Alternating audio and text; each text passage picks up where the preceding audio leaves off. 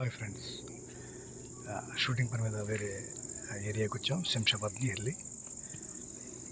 ఇది ఎర్ర చందనం. దీని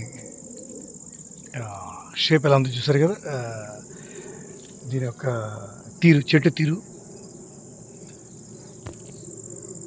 ఇది వాస్తవంగా స్ట్రైటే పెరుగుతుంది. ఈ వంకరగా మ్యాక్సిమం పెరగదు, స్ట్రైటే. దీని కనుక లెదర్ ఒలిస్తే పైది లోపల ఫుల్ రెడ్డిష్, చాలా మంచిది. నేను దీని గురించి చెప్తున్నా.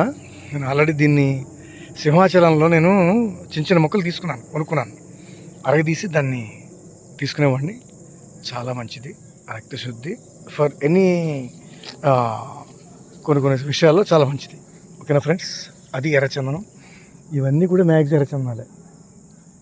రక్తచందనం అని కూడా పేరు దీనికి, ఎర్రచందనం లేదా రక్తచందనం. సుమారు 10-15 చెట్లు ఉన్నాయి ఇక్కడ. Hi friends, thank you, bye.